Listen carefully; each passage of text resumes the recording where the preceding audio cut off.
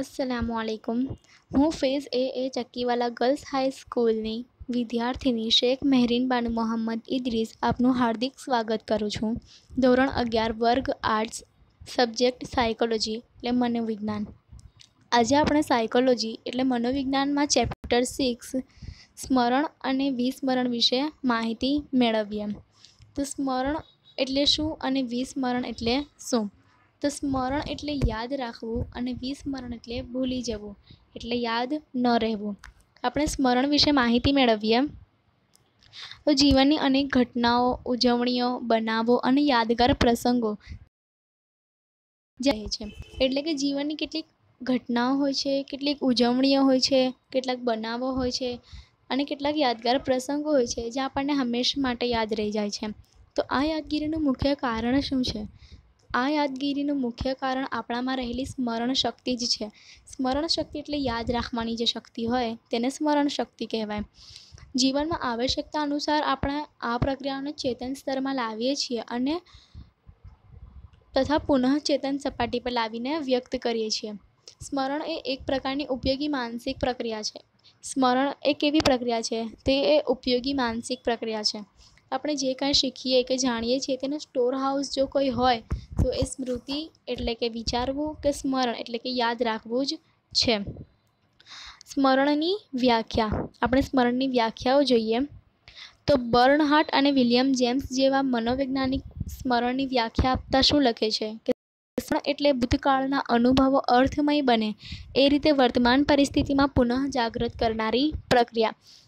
બર્નહાર્ટ અને William James જેવા મનોવૈજ્ઞાનિક શું કહે છે કે જે સ્મરણ જે છે એટલે કે જે યાદ રાખવાનું જે છે એ ભૂતકાળના અનુભવો, આપણા ભૂતકાળના કેટલાક અનુભવો હોય તે અર્થમય બને, જેનો કોઈ અર્થ હોય એવા હોય એને વર્તમાન પરિસ્થિતિમાં આપણે એને પુનઃ જાગૃત કરી શકીએ, એ બર્નહાર્ટ અને વિલિયમ જેમ્સ કહે છે. હિલગાર્ડ અને એટકિન્સન જેવા મનોવૈજ્ઞાનિક કહે છે કે સ્મરણ કરવાનો અર્થ છે કે વર્તમાન સમયમાં એવી પ્રતિક્રિયા દર્શાવવી કે રજૂ કરવી જેને આપણે અગાઉ ક્યારેક શીખ્યા હતા. હિલગાર્ડ અને એટકિન્સન શું કહે છે કે સ્મરણ કરવાનો અર્થ એ છે કે વર્તમાન સમયમાં એટલે કે વર્તમાન સમયમાં હાલના સમયમાં કેટલીક એવી પ્રતિક્રિયાઓ કે એવી પ્રક્રિયાઓ દર્શાવવી કે એવી રજૂ કરવી જેને આપણે પહેલાંથી ભૂતકાળમાં આપણે એને શીખી ગયા હોઈએ. એટલે કે આપણે ધોરણ 8મા ધોરણમાં 8મા ધોરણમાં આપણે ગણિતના દાખલા શીખ્યા હતા. હવે એ આપણે ભૂતકાળમાં શીખી ગયા. હવે આપણે 10મા ધોરણમાં આવ્યા તો આપણે જ્યારે એની જરૂર પડશે, આપણે શીખી ગયા છીએ તો વર્તમાનમાં જ્યારે એની જરૂર પડશે ત્યારે આપણે એ દાખલા ઇઝી રીતે આપણે એને કરી શકીએ છીએ. તો હિલગાર્ડ અને એટકિન્સન પણ એવું જ કહે છે કે જે સ્મરણ છે, જે યાદ રાખવાનું હોય છે તેને વર્તમાન સમયમાં એવી પ્રતિક્રિયાઓ દર્શાવવી જોઈએ કે જ્યારે આપણે એને ભૂતકાળમાં ક્યારેક શીખી ગયા હોઈએ. પછી સ્મરણ એટલે શીખેલાનો સીધો ઉપયોગ.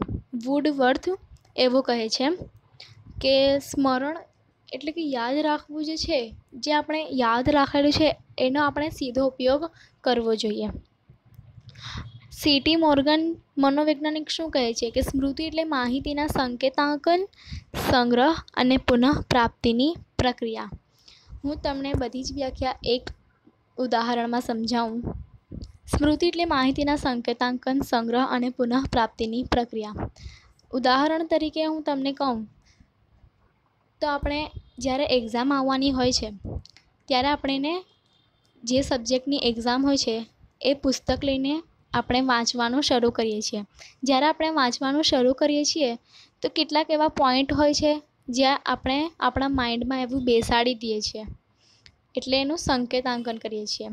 પછી એ માહિતીઓનું આપણું મગજ જે છે એનું સંગ્રહ કરે છે, એને યાદ રાખે છે અને જ્યારે આપણે એક્ઝામમાં બેસીએ છીએ, જ્યારે પેપર આવે છે ત્યારે આપણે જે યાદ રાખેલું છે એ પ્રશ્ન પૂછાય ત્યારે આપણે એને વ્યક્ત કરીએ છીએ, એ પેપર પર આપણે એને લખીએ છીએ કારણ કે એ આપણા મગજમાં સંગ્રહ હોય છે. એટલે કે સૌથી પહેલાં આપણે એને વાંચ્યું, યાદ કરવું એને, પછી એનો સંગ્રહ કરવો, પછી જ્યારે એની જરૂર પડે ત્યારે એને પુનઃપ્રાપ્તિ એટલે કે વ્યક્ત કરવું. આગળ વિશેષ સમય અવધિ માટે માહિતીને ધારણ કરીને રાખવી એ જ સ્મૃતિ છે. એક એવા ચોક્કસ સમય માટે માહિતીઓને આપણે ધારણ કરી રાખીએ છીએ, કેટલીક માહિતીઓ આપણે પાસે સંગ્રહ રાખીએ છીએ આપણે, એ જ સ્મૃતિ છે. એ જ સ્મૃતિ છે. એવું કોણ કહે છે? તો લેકમેન અને બટરફિલ્ડ. સમય અવધિ 1 સેકન્ડથી ઓછી અથવા સંપૂર્ણ જીવનકાળ સુધીની પણ હોઈ શકે. સમય અવધિ જે છે, જે સમય અવધિ યાદ રાખવાની હોય છે, જે 1 સેકન્ડથી ઓછી, જેને યાદ રહી જાય, જેને યાદ ન રહે તો 1 સેકન્ડથી ઓછી પણ એને યાદ ન રહે, અથવા સંપૂર્ણ જીવનકાળ એટલે કે જેને યાદ રહી જાય તો એને સંપૂર્ણ જીવનકાળ સુધીની પણ હોઈ શકે. આગળ સ્મૃતિના 2 પાસા છે, એટલે વિચારવાના 2 પાસા છે, વિધાયક પાસું અને નિષેધક પાસું. વિધાયક પાસું અને નિષેધક પાસું. સ્મૃતિના વિધાયક પાસાનો સંબંધ કેવો હોય છે? તો અર્થપૂર્ણ અનુભવોને યાદ કરવાની ક્ષમતા સાથે હોય છે. એટલે કે આપણે કેટલાક એવા સંબંધો હોય, અર્થપૂર્ણ સંબંધ હોય ને, એના અનુભવો જે હોય ને એને યાદ રાખવાની એનામાં એક ક્ષમતા હોય છે વિધાયક પાસામાં. અને જે નિષેધક પાસો જે હોય છે તે અનુભવોને યાદ કરવાની અસમર્થતા દર્શાવે છે. એટલે કે તે યાદ રાખી શકતું નથી. એટલે કે આમ કહી શકાય કે આથી નિષેધક પાસું એ વિસ્મરણ છે, કે એ યાદ રાખી શકતું નથી. હવે આપણે આગળ જોઈએ સ્મૃતિના તબક્કા. મનોવૈજ્ઞાનિકો એમ કહે છે કે સંકેતાંકન, સંગ્રહ અને પુનઃપ્રાપ્તિના નામે ઓળખાતી સ્મરણની ક્રિયાની 3 પ્રક્રિયાઓ જો સફળતાપૂર્વક કરીએ તો જ આવી બાબતોને યથોચિત રૂપે યાદ રાખી શકીએ.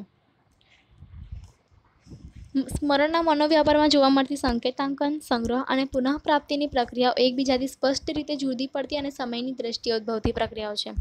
સ્મરણના એટલે યાદ રાખવાના મનોવ્યાપારમાં જોવા મળતી સંકેતાંકન, મેં તમને ઉદાહરણમાં દર્શાવ્યું કે સંકેતાંકન શું છે, સંગ્રહ અને પુનઃપ્રાપ્તિ. એ પ્રક્રિયાઓ એકબીજાથી સ્પષ્ટ જુદી પડતી હોય છે. એકબીજામાં એ મળતી નથી, એકબીજાથી થોડી જુદી પડે છે. અને એક સમય હોય છે, એક ચોક્કસ સમય માટે ઉદ્ભવે છે, સમયની દ્રષ્ટિએ ઉદ્ભવતી પ્રક્રિયાઓ હોય છે. પહેલું આપણે જોઈએ સંકેતાંકન. તો સંકેતાંકન એ સ્મરણ પ્રક્રિયામાં પ્રથમ તબક્કો છે. કારણ કે આપણે જ્યારે યાદ કરવા બેસીએ છીએ ત્યારે સૌથી પહેલાં આપણે એને યાદ કરવાનું શરૂ કરીએ છીએ, એટલે કે સંકેતાંકન કરીએ છીએ. એટલે સંકેતાંકન એ સ્મરણ પ્રક્રિયામાં પ્રથમ તબક્કો છે.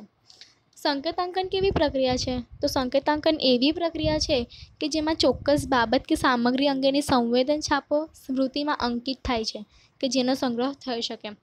કે કેટલીક એવી પ્રક્રિયાઓ હોય છે, કેટલીક એવી ચોક્કસ બાબત કે સામગ્રીઓ હોય છે જેની અંગેની સંવેદન છાપો આપણા મસ્તિષ્કમાં અંકિત થઈ જાય છે, જેનો સંગ્રહ પણ આપણે સહેલાઈથી કરી શકીએ છીએ. સંકેતાંકન જેટલું કાળજીપૂર્વક કે સભાનતાપૂર્વક થાય તેટલું યાદ રાખવાનું સહેલું થઈ પડે છે. સંકેતાંકન જેટલું કાળજીપૂર્વક અને સભાનતાપૂર્વક થાય તેટલું એ યાદ કરવાનું પણ સહેલું થઈ પડે છે. બીજું છે સંગ્રહ. સંગ્રહ શું છે? તો સ્મરણની બીજી અવસ્થા કે તબક્કો એ સંગ્રહનો તબક્કો છે. કેમ? કારણ કે આપણે સંકેતાંકન કર્યું, આપણે સૌથી પહેલાં આપણે જ્યારે યાદ કરવા બેસ્યા ત્યારે આપણે એને વાંચવાનું શરૂ કર્યું. પછી જે આપણે એ યાદ કરીએ છીએ તેનો આપણે સંગ્રહ પણ કરીએ છીએ. એટલે કે બીજી અવસ્થા શું છે કે માહિતીનું સંગ્રહ કરવું. સંગ્રહની પ્રક્રિયામાં સંકેત રૂપે અંગે થયેલી માહિતીની જાળવણી કે સંચય થાય છે. એટલે કે શું? તો સંગ્રહની જે પ્રક્રિયા છે તેમાં કેટલાક એવા સંકેત રૂપે અંકિત થયેલી માહિતીઓ હોય છે, એની જે જાળવણી હોય છે એનો આપણામાં સંચય થાય છે. સંકેતાંકન થયેલી માહિતીના સંગ્રહ માટે મગજમાં કોઈ સ્વરૂપનો ફેરફાર તો હોવો જરૂરી છે. એટલે કે આવા જે ફેરફાર હોય છે તેને ઘનીકરણ તરીકે ઓળખવામાં આવે છે. અને સાધારણ રીતે ઘનીકરણની પ્રક્રિયા જે હોય છે તે સ્વયં સંચાલિત હોય છે, એ હંમેશ માટે ચાલતી જ રહે છે. હવે આપણે આગળ ત્રીજી પુનઃપ્રાપ્તિ. પુનઃપ્રાપ્તિ એટલે શું? તો સ્મરણની પ્રક્રિયાનો આ છેલ્લો તબક્કો. સ્મરણની પ્રક્રિયા જે છે, કારણ કે જ્યારે આપણે એક્ઝામમાં બેસીએ છીએ ત્યારે આપણે જે સંકેતાંકન જે યાદ રાખેલું પહેલાં તો એનો આપણે યાદ કરીએ છીએ, પછી એનો સંગ્રહ થયો છે, હવે એની જરૂર પડી છે તો આપણે એને બહાર વ્યક્ત કરીએ છીએ, એટલે કે પુનઃપ્રાપ્ત કરીએ છીએ. એટલે કે સ્મરણની પ્રક્રિયાનો આ છેલ્લો તબક્કો છે.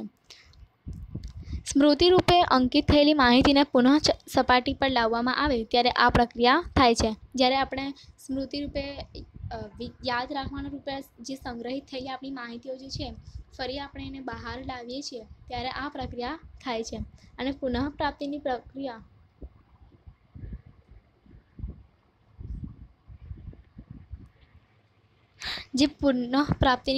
જે છે તે પુનરાવહન અને પ્રત્યભિજ્ઞા એમ બે સ્વરૂપે થાય છે. જે પુનઃપ્રાપ્તિની પ્રક્રિયા જે છે તે પુનરાવહન અને પ્રત્યભિજ્ઞા એમ બે સ્વરૂપે થાય છે. દાખલા તરીકે હું તમને કહું કે એક જગદીશભાઈ નામના એક માણસ છે જેમને તમે ભૂતકાળમાં મળેલા છો. ભૂતકાળમાં તેમને એને મળી ગયા. હવે આજનો દિવસ આવ્યો, ફરીથી તમને એ જ માણસ દેખાયા. જગદીશભાઈ જે છે તે તમને ભૂતકાળમાં મળી ગયેલા, તમે એમને ઓળખો છો. ફરીથી વર્તમાનમાં એટલે આજના દિવસે તમને એ ફરીથી જોવા મળે છે. તો આપણે કોઈ ઓળખતા હોઈએ તો આપણે એમ કહીએ છીએ, કેમ છો જગદીશભાઈ? આપણે એમને પ્રશ્ન કરીએ છીએ, આપણે એમ બોલાવીએ છીએ એમને. તો આપણે જે એ બોલાવ્યા તેમને તે સ્મૃતિની પુનઃપ્રાપ્તિની પ્રક્રિયા થઈ છે એમ કહેવાય. કારણ કે આપણે એમને ભૂતકાળમાં મળી ગયા છીએ. આપણે એમને ભૂતકાળમાં મળી ગયા પછી એમને આપણો સંગ્રહ થયો આપણા મગજમાં, અને ફરી જ્યારે એ આપણને જોવાયા ત્યારે આપણે એમને કેમ છો જગદીશભાઈ એમ કહીને બોલાવ્યા. એટલે કે એ પુનઃપ્રાપ્તિની પ્રક્રિયા થઈ. અને પુનઃપ્રાપ્તિની જે પ્રક્રિયા છે તે પુનરાવહન અને પ્રત્યભિજ્ઞા એમ બે સ્વરૂપે થાય છે. Thank you.